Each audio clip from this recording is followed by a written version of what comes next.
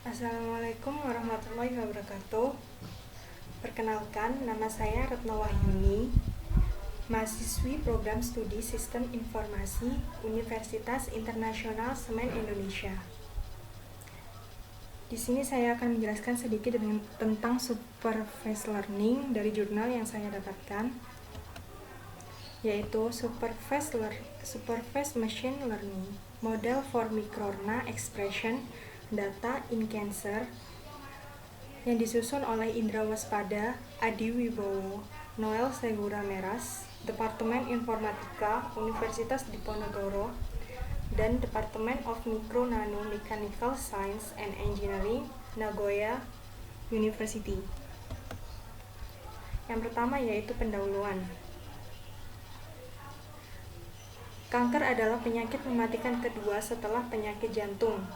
Secara umum, diakui bahwa kanker terjadi karena kelainan gen.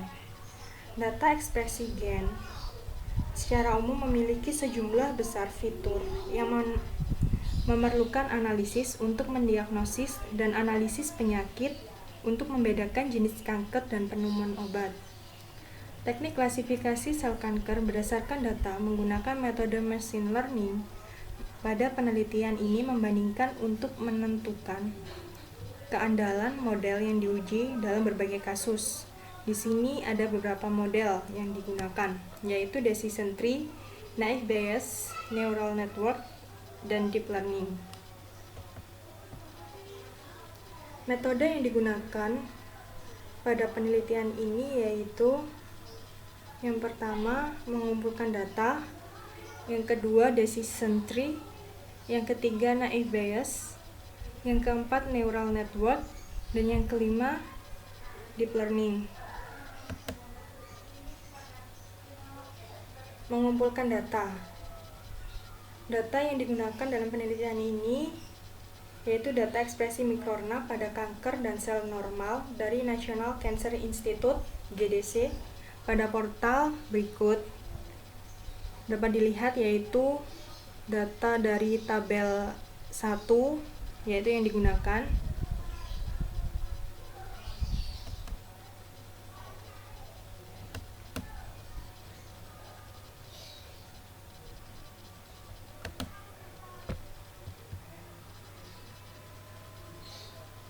Selanjutnya yaitu decision tree.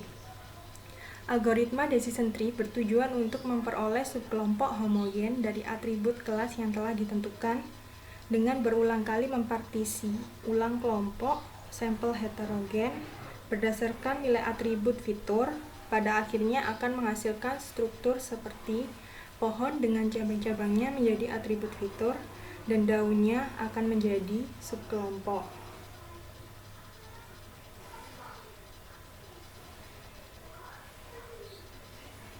Yang selanjutnya akan dibagi grup menjadi subkelompok yang lebih kecil dan lebih homogen. Yang mengacu pada atribut kelas, partisi grup sampel dipilih berdasarkan atribut fitur dengan nilai keuntungan informasi yang paling tertinggi.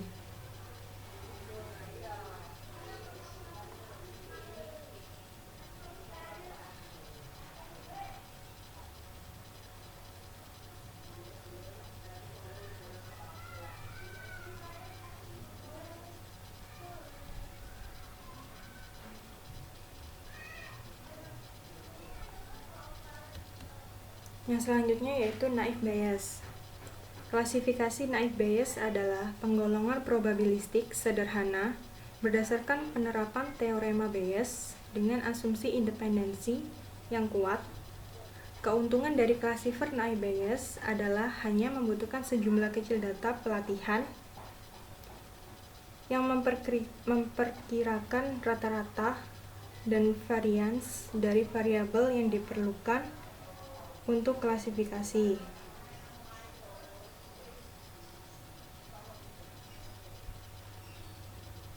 Dalam istilah sederhana, classifier naive Bayes mengasumsikan bahwa ada atau tidaknya fitur tertentu dari kelas yaitu atribut tidak terkait dengan ada atau tidaknya fitur lainnya.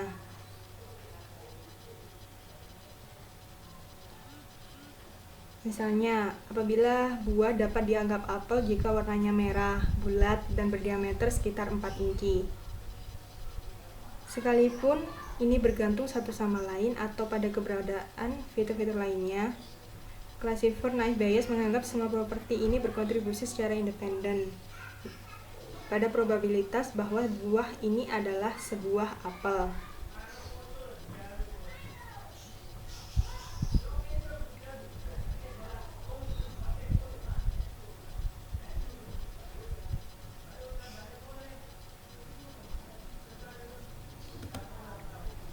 Selanjutnya yaitu Neural Network. RapidMiner menyediakan operator jaringan saraf. Operator menggunakan algoritma jaringan neural feed-forward dengan algoritma backpropagation untuk pelatihan.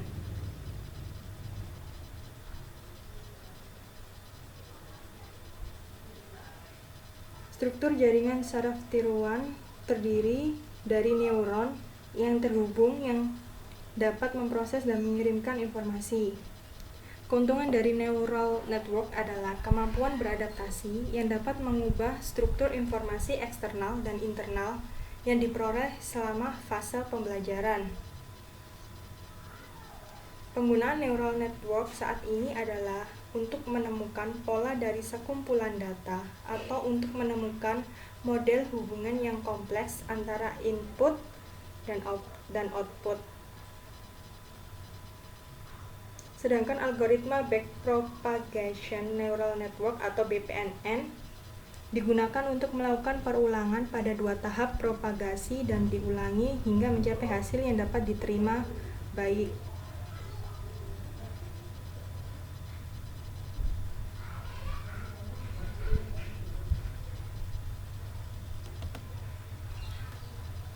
Yang terakhir yaitu deep learning.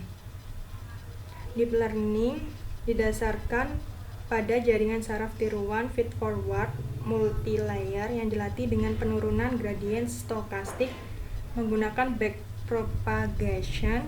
Setiap node komputasi melatih salinan parameter model global pada data lokalnya dengan multithreading asinkron dan berkontribusi secara berkala ke model global melalui model rata-rata di seluruh jaringan.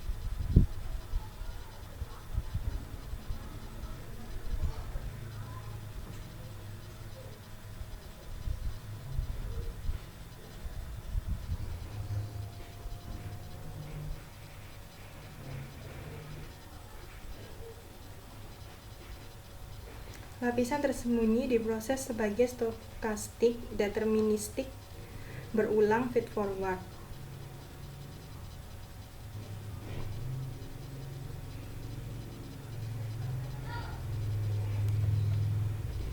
Yang ketiga yaitu hasil dan analisis dari penelitian ini.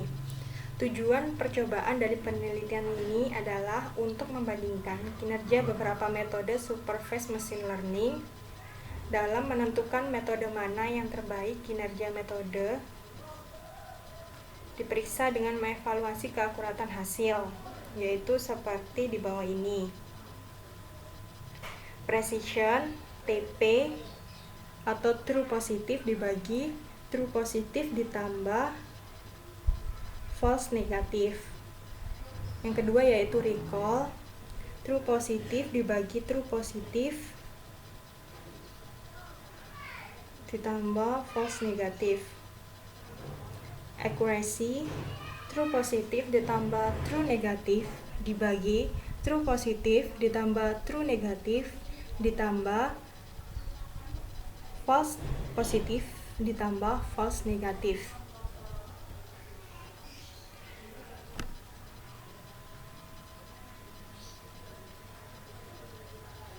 Berikut adalah bagian dari beberapa skenario. Di gambar pertama yaitu diperlihatkan bahwa metode deep learning sangat stabil untuk mengklasifikasikan multiclass untuk nilai presisi karena kemampuan deep multilayer pada deep learning mampu memberikan bobot yang optimal dari setiap fitur untuk cache multiclass. Kemudian pada gambar yang kedua, hasil recall kelas.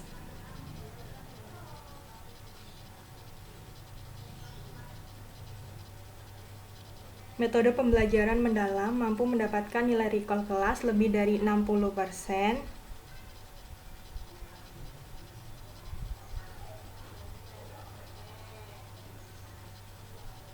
Kemudian pada gambar 3 menunjukkan ketepatan. Gambar 3 menunjukkan ketepatan bahwa ketetapan kelas pembelajaran dalam memiliki nilai true positif tertinggi yaitu 100.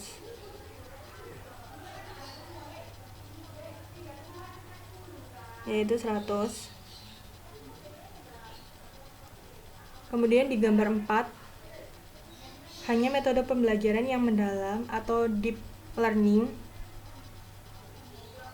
yang memiliki prestasi yang seimbang antara kelas mengingat antara kanker dan normal. Dapat dilihat ini kanker yang normal yaitu warna biru dan yang kanker warna orange. Di deep learning ini stabil.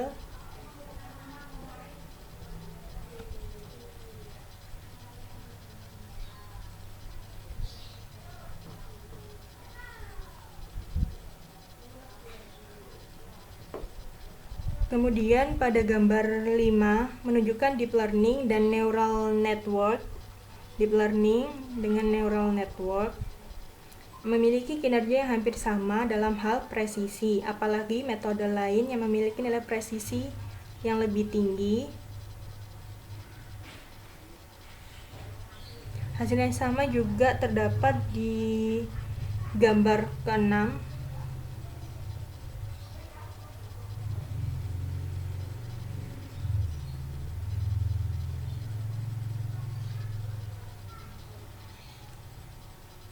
Dalam skenario keempat, normal dan kanker sel payudara diuji untuk klasifikasi dengan fitur mikroRNA yang dipilih sesuai dengan kriteria.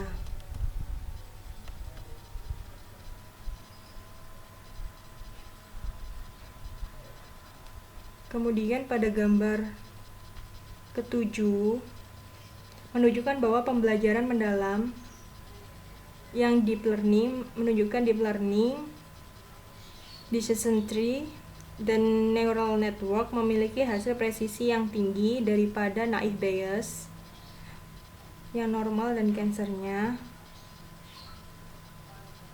yang sama seperti gambar ke-8. Pembelajaran deep learning dan neural network memiliki prestasi mengingat tinggi dengan 100%. Neural network dan deep learning pada gambar ke-8 dapat dilihat.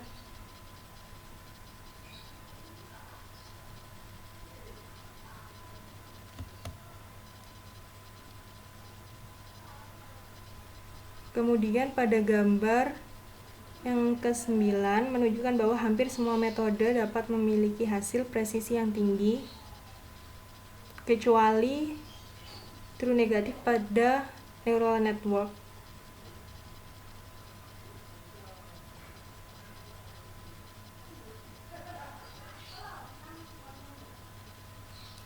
Hasil dari yang identik menunjukkan untuk mengingat sesuai gambar pada nomor 10.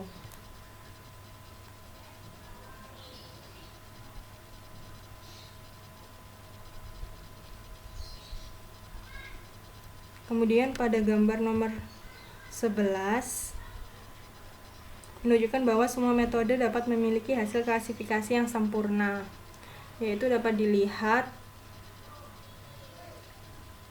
yang normal dan cancer. Pada metode decision tree, naive Bayes, neural network, dan deep learning memiliki hasil yang sempurna yaitu 100%.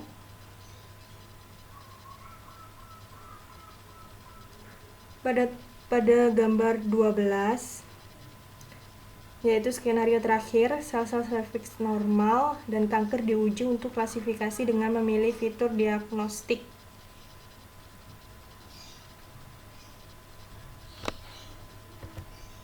Selanjutnya yaitu gambar ke-13, menunjukkan bahwa hanya pembelajaran dalam atau deep learning yang memiliki hasil klasifikasi sempurna daripada metode lainnya yang serupa dengan gambar 14, yaitu deep learning yang menjadi klasifikasi sempurnanya. Yang terakhir yaitu kesimpulan. Kesimpulan dari penelitian ini menyajikan kinerja metode supervised machine learning untuk klasifikasi data gen ekspresi sel kanker. Hasil eksperimen dengan berbagai skenario, semua kelas payudara, kelas serviks, dan beberapa pilihan fitur menunjukkan bahwa metode deep learning lebih unggul daripada metode decision tree, naive Bayes, dan neural network. Demikian penjelasan singkat mengenai supervised learning dari jurnal yang saya temukan. Kurang lebihnya mohon maaf. Terima kasih. Wassalamualaikum warahmatullahi wabarakatuh.